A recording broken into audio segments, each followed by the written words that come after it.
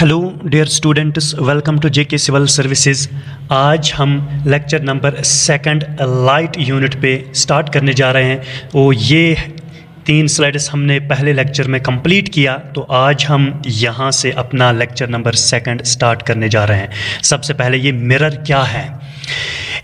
Polished surface one side like गिलास, उसे हम क्या कहते हैं? मिरर। फॉर एग्जांपल अगर ये मिरर है, कोई गिलास है, इसको हमने एक साइड पॉलिश किया, एक साइड कोट किया, तो जो ये कोटेड सरफेस हैं ये हम किससे, सिल्वर या एल्युमिनियम से हम ये कोटिंग कर रहे हैं इस मिरर को। ठीक है, ओके।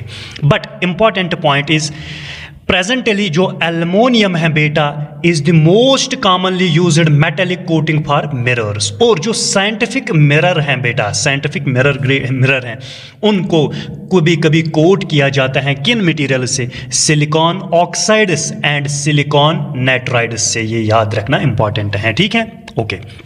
चलिए, एंगल ऑफ डेविएशन हम किस एंगल को कहते हैं? तो सबसे पहले आप यहाँ पे क्लियर कर लो। सबसे पहले अगर ये एक मिरर है बेटा, ये एक मिरर है, इस साइड इसको पॉलिश किया गया है, ठीक है, तो मतलब ये साइड पॉलिश्ड साइड है, तो ये वाला साइड है फिर रिफ्लेक्टिंग साइड है ये फिर। ठीक है, ओके। ये पॉलिश्ड सरफेस है, ये रिफ्लेक्टिंग सरफेस है। ओके सर, हमें तो ये समझ आया कि ये वाला साइड तो पॉलिश्ड है, ये वाला साइड तो रिफ्लेक्टेड है। ठीक है, polished surface, reflected surface. Okay sir, जो ये रे इस डायरेक्शन में आ रहा है तो इसको हम कहते हैं इंसिडेंट रे, और फिर जब इस मिरर से टकराते हैं तो फिर ये अपनी डायरेक्शन चेंज कर रहे हैं तो इसे हम कहते हैं रिफ्लेक्टेड रे, और इस वाले लाइन को हम कहते हैं बेटा नॉर्मल। ठीक है, ओके। अब हम सबसे पहले देखेंगे कि एंगल ऑफ डेविएशन क्या है। एंगल बिटवीन, ये एक एंगल ही है जो बिटवीन, किसके बिटवीन होते हैं? Real path of incident ray. जो रियल पाथ है ना, किसकी? इंसिडेंट रे की जो रियल पाथ है, और किसकी? रिफ्लेक्टेड रे की, इज कॉल्ड, उसको हम कहते हैं एंगल ऑफ डेविएशन। ठीक है, ओके सर। जो ये लाइन इंसिडेंट रे है, सॉरी एक सेकंड, ये रे इंसिडेंट रे है, इसकी रियल पाथ इस डायरेक्शन में थी। ठीक है, अब इस जो ये रियल पाथ थी ना इंसिडेंट रे की और इस रिफ्लेक्टेड रे के बीच में जो एंगल होता है, इसी एंगल को हम कहते हैं एंगल ऑफ डेविएशन। हम इसी एंगल को कहते हैं। ओके सर, और एक बात हमें यह भी पता है, जो ये इंसिडेंट रे और नॉर्मल के बीच में एंगल होता है इसे हम कहते हैं एंगल ऑफ इंसिडेंस। जो रिफ्लेक्टेड रे और नॉर्मल के बीच में एंगल होता है इसे हम कहते हैं angle of reflection. Angle of incidence और एंगल ऑफ रिफ्लेक्शन हमेशा इक्वल होते हैं, तो इसीलिए यहां पे मैंने थीटा लिखा, यहां पे भी हमने थीटा लिखा। अब आपको क्या करना है? ये एंगल ऑफ डेविएशन निकालना है, तो इसके लिए अब हम यहां पे एक एग्जाम्पल करेंगे जिसको आपको अच्छे से समझ आ जाएंगे। देख लो, अगर थीटा 40 डिग्री है, थीटा 40 डिग्री मतलब अगर एंगल ऑफ इंसिडेंस 40 डिग्री हो या एंगल ऑफ रिफ्लेक्शन 40 डिग्री हो, या कभी बुक में उन्हें बताया angle of incidence equal to reflecting equal to 40 degree, ये 40 डिग्री, आप एंगल ऑफ डेविएशन निकालो तो आपके याद रखना है, ये फार्मूला आपको याद रखना है 180 माइनस 2 थीटा। आप खुद भी देख लो बेटा, खुद भी देख लो, यहां से लेके यहां तक जो ये एंगल है ये पूरा 180 है बेटा, लेकिन यहां से यहां तक ये 2 थीटा है। जब पूरे 180 में ये वाला एंगल हम माइनस करेंगे तो फिर ये वाला एंगल रिमेनिंग एंगल रहा, इसी को हम कहते हैं एंगल ऑफ डेविएशन। इसीलिए 180 में से 2 थीटा हम माइनस कर रहा है। अब 180 ऐसे ही है, माइनस भी ऐसे है, 2 भी ऐसे ही, थीटा के बदले हमने 40 रखा, 180 भी ऐसे, माइनस भी 2 × 40 होता है 80, 180 में से 80 निकालो तो 100 डिग्री आया हमारे पास angle of deviation.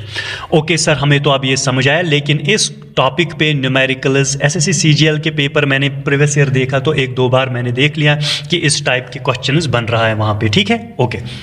For example अगर मैं ऐसे आपको एग्जाम्पल दूंगा कि अगर एंगल ऑफ इंसिडेंस बेटा आपके पास है 50 डिग्री, एंगल ऑफ इंसिडेंस है 50 degree, find angle of deviation. Angle of deviation निकालो। आपको पता है बेटा एंगल ऑफ डेविएशन की फार्मूला क्या है? Angle of deviation 180 minus 2 theta, 180 minus 2 theta, और एंगल ऑफ डेविएशन हमें निकालना है 180 को हम ऐसे लिखेंगे -2, और एंगल ऑफ इंसिडेंस है हमारे पास 50। ये थीटा का मतलब है ना, चाहे एंगल ऑफ इंसिडेंस हो चाहे एंगल ऑफ रिफ्लेक्शन हो, थीटा तो बहुत सेम होता है, तो यहाँ पे थीटा के बदले हम यहाँ पे 50 लिखेंगे। तो ये आया हमारे पास 180 माइनस 2 × 50 होता है 100, 180 में से 100 सब्ट्रैक्ट कर लो तो 80 डिग्री आएगा हमारे पास एंगल ऑफ डेविएशन, सॉरी। और एक न्यूमेरिकल इस पे बन रहा है जो कि मैंने लास्ट टाइम देखा, एक पेपर एसएससी सीजीएल का ही वो भी पेपर है, इसी यूनिट पे मैंने बोला ना कि 2 क्वेश्चंस मैंने देखा, 2 टाइप के क्वेश्चंस। एक तो सिंपली आ रहे हैं बेटा कि या तो एंगल ऑफ इंसिडेंस या एंगल ऑफ रिफ्लेक्शन गिवन है तो आप एंगल ऑफ डेविएशन निकालो, तो ऐसे फार्मूला आप यूज करना है, ठीक है। लेकिन एक क्वेश्चन ऐसे भी आया था बेटा कि एंगल ऑफ डेविएशन जो है, अगर एंगल ऑफ डेविएशन 100 है तो एंगल ऑफ इंसिडेंस निकालो क्या है, तो आप लिखोगे सीधे उस टाइम एंगल ऑफ डेविएशन किसके बराबर होते हैं, 180 माइनस 2 थीटा। तो एंगल ऑफ डेविएशन गिवन है कितना, 100, तो एंगल ऑफ डेविएशन को 100 लिखो, यहाँ पे 180 लिखो, माइनस 2 थीटा लिखो। अब माइनस 2 थीटा को शिफ्ट करो लेफ्ट साइड, तो ये आ जाएगा यहाँ पे प्लस 2 थीटा। 180 तो अपनी ही जगह, 100 यहाँ पे लेफ्ट साइड इसको शिफ्ट कर लो राइट साइड, तो ये आ जाएगा माइनस 100। तो 2 थीटा किसके बराबर अब आया, 100 के बराबर। थीटा किसके बराबर आ जाएगा, 100, और ये 2 मल्टीपल है, इधर जाके डिवाइड हो जाएगा। 100 को डिवाइड 2 से कर लो तो 50 आ जाएगा आपके पास आंसर।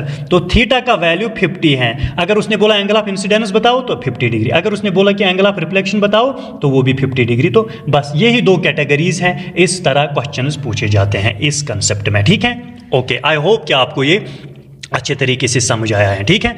तो चलिए अब हम नेक्स्ट स्लाइड को यहाँ पे स्टार्ट करेंगे। Types of mirror. Types of mirror क्या है, जनरली बेटा बेसिकली 2 टाइप्स ऑफ मिरर होते हैं। एक तो हम कहते हैं प्लेन मिरर और दूसरे को हम कहते हैं spherical mirror. Sir plane mirror एक को कहते हैं और दूसरे को स्फेरिकल मिरर। अब सबसे पहले हम इसकी तरफ जाएंगे। स्फेरिकल मिरर क्या है, अगर reflecting surface of a mirror क्या स्फेरिकल है तो उसे हम स्फेरिकल मिरर कहते हैं, या ऐसे भी आप याद रख लो, एसएम का मतलब है बेटा spherical mirror. Spherical mirror can be regarded, जो ये स्फेरिकल मिरर है इसको हम रिगार्ड कर रहा है as a part of hollow reflecting sphere of glass, ठीक है। तो स्फेरिकल मिरर के पास 2 टाइप्स हैं। कितने टाइप्स, 2 टाइप्स हैं स्फेरिकल मिरर के पास। एक तो है कनकेव मिरर और दूसरा है कन्वेक्स मिरर। कनकेव मिरर हो या कन्वेक्स मिरर हो, both mirrors are spherical mirrors. Okay sir, अब सबसे पहले हम कनकेव मिरर को डिस्कस करेंगे। ये कनकेव मिरर की पहले हम डेफिनेशन सीखेंगे, ये कनकेव मिरर होते क्या है। सबसे पहले आप ये बात याद रख लो बेटा कि कनकेव मिरर को हम और एक नाम देते हैं यहाँ पे, converging mirror. Concave mirror is also known as converging mirror. Concave mirror क्या है, जो ये शेप आप दिख रहे हैं, ये वाला ये और ये वाला साइड है पॉलिश्ड सरफेस, ये पॉलिश्ड सरफेस है, यहाँ पे रिफ्लेक्टिंग सरफेस है। और जिस मिरर में रिफ्लेक्टिंग सरफेस इनवर्टेडली लीन है, आप देख लो जो ये रिफ्लेक्टिंग सरफेस है ना, ये वाला सरफेस, ये इनवर्टेडली, ये अंदर की तरफ झुकी हुई है ना। तो जिस स्फेरिकल मिरर की रिफ्लेक्टिंग सरफेस इनवर्डली लीनड है तो उस मिरर को हम कनकेव मिरर या कन्वर्जिंग मिरर कहते हैं। ओके, एक्चुअली सर ये होता क्या है, ये एक्चुअली एक स्फीयर होता है, ठीक है, स्फीयर। इस स्फेरिकल मिरर को, अगर ये एक स्फीयर होता है बेटा, इस स्फेरिकल मिरर को अगर हम एक ऐसे सेगमेंट यहाँ पे एक पार्ट करेंगे, ठीक है, ये एक पार्ट है ना इस हॉलो स्फीयर का, पूरा जो ये हॉलो स्फीयर था तो ये वाला इसी हॉलो स्फीयर का पार्ट है, बट इसकी रिफ्लेक्टिंग सरफेस ये इनवर्टली लीनड है और पॉलिश्ड सरफेस आउटर बल्जड की तरफ है, यहाँ से पॉलिश्ड सर। इस मिरर को, इस पार्ट को हम कहते हैं कनकेव मिरर या कन्वर्जिंग मिरर। ओके सर, अब कन्वेक्स मिरर को हम कहते हैं डाइवर्जिंग मिरर भी बेटा। और अगर इसकी डेफिनेशन की हम बात करेंगे, ये देख लो, ये वाला साइड तो पॉलिश्ड सरफेस है, ये वाला साइड तो रिफ्लेक्टेड सरफेस। आप देखो रिफ्लेक्टेड यहां की तरफ है आउटवर्डली, यानी रिफ्लेक्टिंग सरफेस आउटवर्डली लीनड होते हैं। अब सर अगर ऐसे है कोई मिरर तो इस मिरर को हम कहते हैं कनकेव मिरर। अगर इस तरह कोई मिरर हो तो इस मिरर को हम कहते हैं कन्वेक्स मिरर। ओके सर, हमें तो अब ये समझ में आया अच्छे से, ठीक है। चलिए अब हम पहले प्लेन मिरर को ठीक से अब डेफिनेशन से ही स्टार्ट करेंगे, प्लेन मिरर क्या होते हैं, ठीक है। और ये कुछ पॉइंट्स हैं जो कि आपको प्लेन मिरर के बारे में याद रखना है, बहुत बार पूछे गए एग्जाम में भी। तो चलिए अब हम पहले प्लेन मिरर को अच्छे से, हमें स्फेरिकल मिरर में देखना है बहुत कुछ अभी, ये तो बस खाली मैंने कनकेव मिरर क्या हम कहते हैं और उसकी इमेज, उसकी शक्ल कैसे बनाते हैं, ठीक है। कन्वेक्स मिरर क्या होते हैं और कन्वेक्स मिरर कैसे दिख रहा है, ठीक है, यही मैंने यहाँ पे आपको समझाया, ठीक है। तो पहले हम प्लेन मिरर को आप डिस्कस करेंगे। If the reflecting surface of a mirror is plane, अगर रिफ्लेक्टिंग सरफेस किसी मिरर की प्लेन हो, फॉर एग्जांपल ये एक मिरर है, देखो रिफ्लेक्टिंग सरफेस जो है ये एक प्लेन है, फ्लैट है, तो यहाँ पे पॉलिश्ड सरफेस है, इस मिरर को हम कहते हैं प्लेन मिरर। ओके, अब सुनो बेटा, एक तो अगर कोई बंदा यहाँ पे ये मिरर है, अगर कोई बंदा यहाँ पे है तो इसको हम कहते हैं बेटा ऑब्जेक्ट। अब इसकी कॉपी जो मिरर में हमें दिख रहा है उस कॉपी को हम कहते हैं इमेज। सर हमें ऑब्जेक्ट भी क्लियर है, अब इमेज भी क्लियर है। फॉर एग्जांपल कोई बंदा, कोई चीज, कुछ भी आप मिरर के सामने रख लो तो उसको हम कहते हैं ऑब्जेक्ट। उसकी कॉपी जो मिरर में फॉर्म होती है उसको हम कहते हैं इमेज। अब सुनो बेटा क्या है बात प्लेन मिरर के बारे में, आप सुनो क्या है बात। साइज ऑफ इमेज, जो साइज है ना इमेज का, is always equal to size of object. किस में? प्लेन मिरर में। बेटा प्लेन मिरर की बात हम कर रहे हैं, याद रखना ये जितना भी यहाँ है, जितना भी इस डायरेक्शन में है, ये सब प्लेन मिरर के बारे में, और जो ये भी है ये भी प्लेन मिरर के बारे में। बस ये थोड़ा सा डेफिनेशन थी स्फेरिकल मिरर्स, कनकेव और कन्वेक्स मिरर। चलिए अब हम अच्छे से यहाँ पे पढ़ेंगे। देख लो मैंने बताया आपको कि अगर कोई ये प्लेन मिरर है, ये वाला पॉलिश सरफेस है, अब कोई ऑब्जेक्ट यहां पे है, ये कोई ऑब्जेक्ट है, तो इस ऑब्जेक्ट की अगर लेंथ फॉर एग्जांपल L है, इसका साइज फॉर एग्जांपल L है, तो अगर जो इस ऑब्जेक्ट की इमेज भी तो होगी ना कहीं, उसकी साइज भी L ही होती है। यानी जितना बड़ा ऑब्जेक्ट उतनी बड़ी इमेज भी। लेकिन कहां पे? प्लेन मिरर में। बस ये पॉइंट आप याद रखना। Size of image is always equal to size of object. ये किस मिरर में पाया जाता है? Plane mirror. याद रखना बेटा कि हमेशा ऑब्जेक्ट की साइज और इमेज का साइज हमेशा इक्वल होता है। ओके सर, हमें तो ये याद रहा। दूसरी बात, इमेज इज इरेक्ट और अपराइट। अब याद रख लो बेटा यहां पे और एक नया वर्ड आया, इरेक्ट। फॉर एग्जांपल अगर कोई बंदा यहां पे है, ठीक है, तो नॉर्थ की तरफ उसकी हेड है, तो लेग्स जो हैं वो साउथ की तरफ हैं। जो इसकी इमेज है ना बेटा वो भी नॉर्थ की तरफ हेड ही होगी और साउथ की तरफ लेग्स भी होगी। इस इमेज को हम कहते हैं इरेक्ट। यानी जो टॉप, इस ऑब्जेक्ट का जो टॉप होता है वही इमेज का भी टॉप होता है, ऑब्जेक्ट का जो बॉटम होता है वही इमेज का बॉटम होता है। यानी जब ऑब्जेक्ट का, याद रखना बेटा, जब ऑब्जेक्ट का टॉप और इमेज का टॉप और ऑब्जेक्ट का बॉटम और इमेज का बॉटम जब ये सेम है तो उसी इमेज को हम कहते हैं इरेक्ट। फॉर एग्जांपल कोई बंदा ऐसा है तो उसकी इमेज भी ऐसी है। इस इमेज को हम, ये है ना इमेज, ये ऑब्जेक्ट था तो मिरर में ऐसी इमेज फॉर्म हुए। ये इमेज है जहाँ ऊपर की तरफ सर हैं, लेग्स नीचे हैं, यहाँ भी ऊपर की तरफ सर हैं, लेग्स नीचे हैं, तो इस इमेज को हम कहते हैं इरेक्ट इमेज। ओके सर, हमने अब इसको समझा। लेकिन अगर कोई ऑब्जेक्ट यहाँ पे है, फॉर एग्जांपल एक सेकंड, ये कोई प्यारा सा ऑब्जेक्ट है, इसकी इमेज अगर ऐसे बन गया, देख लो, इस इमेज को हम इरेक्ट नहीं कहते हैं, इस इमेज को हम इन्वर्टेड इमेज कहते हैं। ओके सर, हमने अब इसको समझा है। देख लो अब जो भी इमेज होते हैं वो इरेक्ट होती है। कहाँ पे? प्लेन मिरर में। प्लेन मिरर में कभी भी हम यहाँ पे ऑब्जेक्ट रखेंगे, जो इमेज होगी वो हमेशा इरेक्ट होती है। मतलब जो यहाँ पे टॉप वो इमेज का भी टॉप, जो यहाँ पे बॉटम वो इमेज का भी बॉटम। ओके सर, हमें तो अब इसका ये समझ आया। अब इरेक्ट का ही और एक नाम है अपराइट। अपराइट यानी अगर ऐसे ऑब्जेक्ट था तो इमेज भी ऐसे ही, अपराइट इसको हम कहते हैं। और एक पॉइंट आप याद रखना बेटा, हमेशा जहां पे भी इमेज इरेक्ट है वहां पे ऑलवेज इमेज वर्चुअल भी होती है। अगर किसी जगह इमेज इरेक्ट है तो इमेज वर्चुअल भी होती है। वर्चुअल का मतलब होता है जो image behind the mirror form हो जाएगा। और जहां भी इमेज इन्वर्टेड हो यानी उल्टा हो वहां पे इमेज रियल होती हैं। रियल का मतलब है ऑन द स्क्रीन, जो स्क्रीन पे इमेज फॉर्म हो, जो on the front side of screen image form हो, तो उस इमेज को हम रियल कहते हैं। ओके सर क्या प्लेन मिरर में जो भी इमेज है उसका साइज हमेशा ऑब्जेक्ट के साइज के बराबर होता है? एग्जैक्टली सर जो भी इमेज प्लेन मिरर में है वो इरेक्ट ऑलवेज होता है। इरेक्ट का और एक नाम है अपराइट। सर अभी बताया आपने, अगर इमेज इरेक्ट है तो ऑटोमेटिकली इमेज वर्चुअल भी होती है। तो यहां पे मैंने सिंपली लिखा एंड वी, मतलब वर्चुअल इमेज भी होते हैं। बस ये पॉइंट आप याद रखना बेटा, अगर इमेज इरेक्ट है तो वर्चुअल भी ऑटोमेटिकली वो हो, अगर इमेज इन्वर्टेड है तो रियल ऑटोमेटिकली वो इमेज होती है। वर्चुअल का मतलब जो बिहाइंड द स्क्रीन बने, रियल का मतलब जो ऑन द स्क्रीन बने, on the front side of screen बने। ठीक है, okay sir. The minimum size of the mirror required to see the full image of an observer is half of the height of the observer। तो बस observer की जगह यहाँ पे मैंने ऑब्जेक्ट भी लिखा, आप ऑब्जर्वर लिखो या ऑब्जेक्ट लिखो, बस बात एक ही है। तो यहाँ पे मैं आपको यहाँ पे समझाना चाहता हूँ। देख लो बेटा, ये कोई बंदा है बेटा, ये कोई बंदा है। अगर इसकी हाइट फॉर एग्जाम्पल 5 मीटर है, तो हमें कितना बड़ा मिरर चाहिए, कितना बड़ा प्लेन मिरर चाहिए कि ताकि ये पूरा बंदा उस मिरर में आ जाए। तो फॉर एग्जांपल ये एक बंदा है, अगर हमने मिरर इतना बड़ा मिरर रखा, क्या इस इतने बड़े मिरर में इसकी ये पूरा जो बंदा है क्या इसकी इमेज यहाँ पे फॉर्म हो जाएगा? नहीं, खाली सर आ जाएगा इस मिरर में। ठीक है, तो एक मिरर की कितनी रिक्वायरमेंट होनी चाहिए? अगर ये बंदा है ना 5 मीटर, तो हमें 2.5 मीटर का मिरर होना चाहिए। कम से कम हमें मिनिमम 2.5 मीटर का मिरर, इस बंदे की जो हाफ आधी डिस्टेंस है, इतना बड़ा मिरर अगर हो तो ये बंदा पूरा यहाँ पे इमेज अपनी बन जाएगा। ठीक है, ओके सर इसका मतलब क्या है? मतलब ये है बेटा, एक बात समझो आप। फॉर एग्जाम्पल कोई टावर है, ये कोई टावर है, कितना ये 20 मीटर इसकी लेंथ है, हाइट जो है इस टावर की। अब मैं यहाँ पे एक छोटा सा मिरर रखता हूँ, फिर मैं इस मिरर में टावर दिख रहा है, क्या ये पूरा टावर इस प्लेन मिरर में दिख जाएगा? नहीं, क्योंकि ये छोटा था। अब कम से कम कितना साइज का प्लेन मिरर यहाँ पे मुझे फिट करना है ताकि ये पूरा टावर यहाँ बॉटम से लेके टॉप तक इसकी इमेज इस मिरर में बन जाएगा? अगर ये 20 मीटर का टावर है ना, तो हमें बेटा 10 मीटर का मिरर चाहिए, 10 मीटर का मिरर कम से कम, तो इसमें ये पूरा टावर की इमेज बन जाएगा बॉटम से लेके टॉप तक। अगर सर 11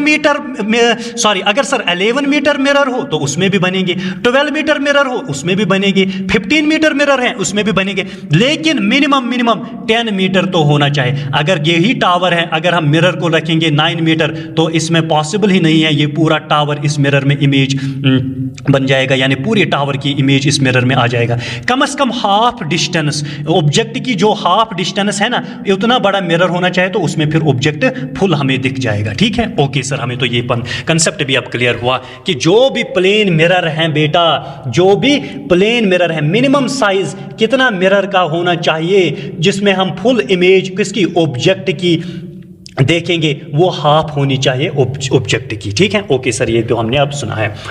अब क्या है, और एक बात, if the plane mirror is rotated in a plane of incidence by an angle theta, अगर प्लेन मिरर को हम रोटेट करेंगे in the plane of incidence कितने angle, theta, then reflected ray rotates by an angle 2 theta. बस ये point याद रखना, बहुत इंपॉर्टेंट पॉइंट है। अगर हम बेटा प्लेन मिरर को रोटेट करेंगे किस एंगल पे, theta, in the plane of incidence by an angle theta, तो रिफ्लेक्टेड रे जो है वो रोटेट करेंगे 2 थीटा, 2 इंटू थीटा। इस पॉइंट को याद रखना, बहुत इंपॉर्टेंट पॉइंट है। ओके, और एक पॉइंट, ये क्या है सर? ये तो प्लेन मिरर है, ये तो हमें दिख रहा है, ये तो प्लेन मिरर है। ओके, ये क्या है सर? ये तो ऑब्जेक्ट है यहाँ पे।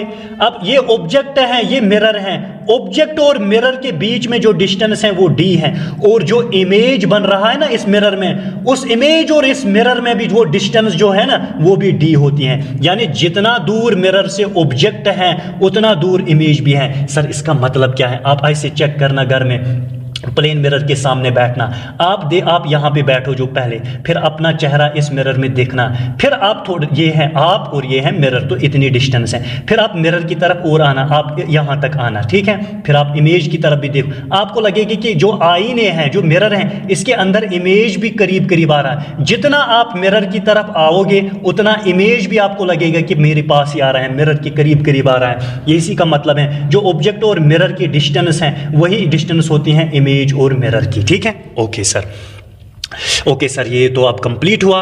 अब यहां पे हम और एक प्लेन मिरर की हम बात करेंगे। ठीक है, ओके, अब सुनो बेटा, अब सुनो, if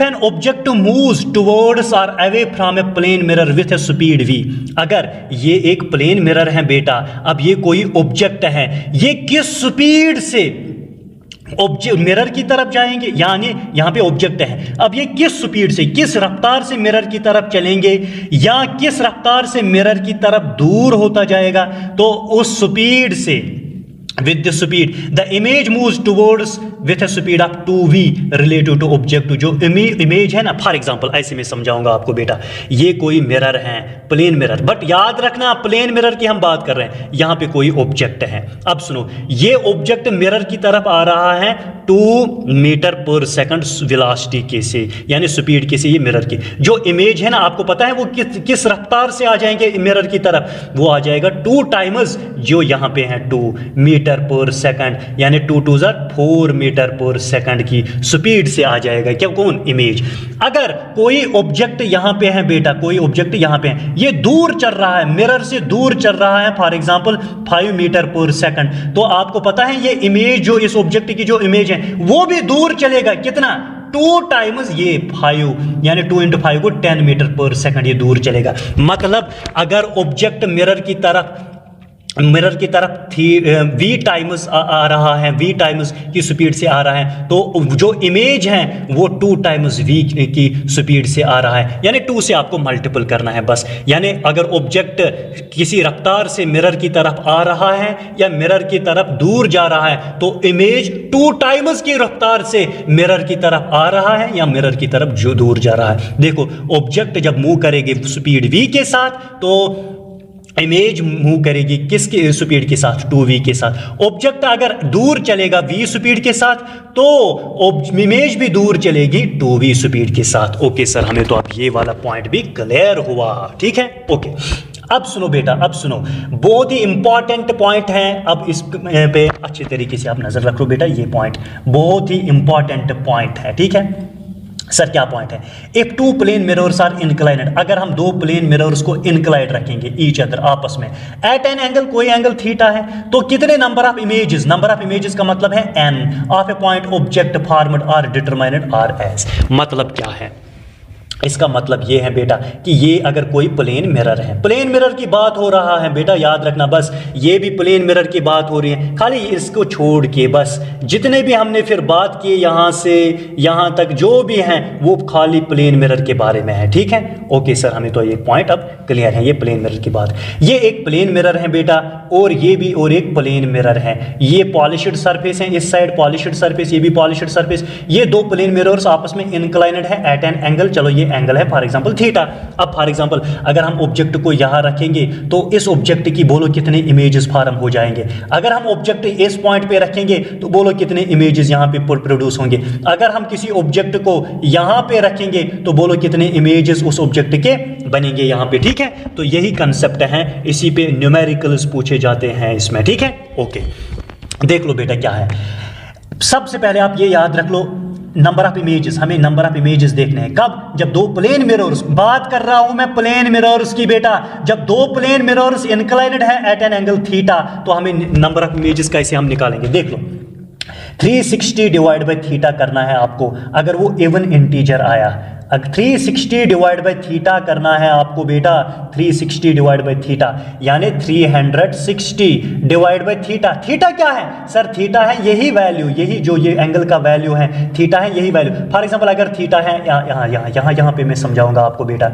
यहाँ पे मैं समझाऊंगा, अगर थीटा है 60 डिग्री, तो आप बताओ जो 360 डिवाइड बाय थीटा कितना है 60, अब ये 0 और ये 0 कैंसिल, 6 1 6 6 36, 360 डिवाइड बाय थीटा क्या आया, क्या 6 इवन है ना, क्या 6 इवन है ना, ओके एग्जैक्टली 6 तो इवन है। आपको पता है नंबर ऑफ इमेजेस कितने होते हैं उस टाइम, 360 डिवाइड बाय थीटा -1, उस टाइम -1 करना चाहिए, यानी 6 - 1 दैट मींस 5 इमेजेस प्रोड्यूस होंगे, ठीक है। ओके सर, हमें तो ये कंसेप्ट अब क्लियरली अच्छे से क्लियर हुआ कि अगर सर प्लेन मिरर्स इंक्लाइनेड होंगे आपस में थीटा एंगल, अगर 360 डिवाइड बाय थीटा हमारे पास इवन नंबर आया, फिर ऑब्जेक्ट चाहे सिमेट्रिक पोजीशन पे हो या नॉन सिमेट्रिक पोजीशन पे है, तो हमेशा नंबर ऑफ इमेजेस पता है किसके बराबर आएंगे, जो वो इवन नंबर होगा उसको माइनस करना 1, तो बस उतने नंबर ऑफ इमेजेस प्रोड्यूस होंगे। फिर से मैं आपको एग्जांपल दूंगा, चलो थीटा अगर 60 है, सबसे पहले हमें बताना कि अगर ऑब्जेक्ट यहां पे हो यानी सिमेट्रिक पोजीशन पे, अगर ऑब्जेक्ट यहां पे हो सिमेट्रिक पोजीशन नहीं है, लेकिन अगर 360 डिवाइड बाय ये थीटा है ना 60, आप देख लो ये 6 का वैल्यू आ रहा है, इवन नंबर आ रहा है, तो इवन नंबर में से माइनस कर लो 1, तो 5 इमेजेस प्रोड्यूस होंगे, चाहे ऑब्जेक्ट सिमेट्रिक में हो चाहे नॉट सिमेट्रिक में हो, लेकिन कब, जब इवन नंबर है, जब 360 डिवाइड बाय n किसके बराबर होता है, इवन नंबर के बराबर, तो उस टाइम आपको बेटा क्या करना है, उस टाइम आपको -1 करना है, तो आपके पास नंबर ऑफ इमेजेस आएंगे। क्या ये पॉइंट क्लियर है बेटा, फिर से बेटा इस पॉइंट पे मैं बहुत ज़्यादा जोर दे रहा हूं यहां पे, चाहे ऑब्जेक्ट सिमेट्रिक पोजीशन पे हो, चाहे ऑब्जेक्ट नॉट सिमेट्रिक पोजीशन पे हो, अगर 360 डिवाइड बाय थीटा हमारे पास इवन नंबर आया, इवन इंटीजर आया, तो उस टाइम इमेजेस पता है किसके बराबर आएंगे? उस टाइम इमेजेस किसके बराबर आएंगे? जो वो इवन नंबर होगा ना, यानी इसके बदले आप ऐसे भी, अगर इस 360 बाय थीटा से आपको डर लग रहा है ना, तो आप ऐसे देखो बेटा, पहले 360 डिवाइड बाय थीटा अगर आपको इवन नंबर आया तो वो इवन नंबर ऑफ इमेजेस, वो इवन नंबर क्या है वो लिखना, माइनस करना 1, तो इतने नंबर ऑफ इमेजेस फॉर्म हो जाएंगे उसमें, ठीक है? Okay okay okay. अब सेकंड पॉइंट, अगर 360 डिवाइड बाय थीटा ऑड आया, अगर 360 डिवाइड बाय थीटा कितना आया? ऑड आया, तो फॉर एग्जांपल ऐसे हम करेंगे, देख लो ये भी एक मिरर है बेटा, ये भी एक मिरर है, प्लेन मिरर, ये थीटा है फॉर एग्जांपल 50 डिग्री, कितना है? 50 डिग्री।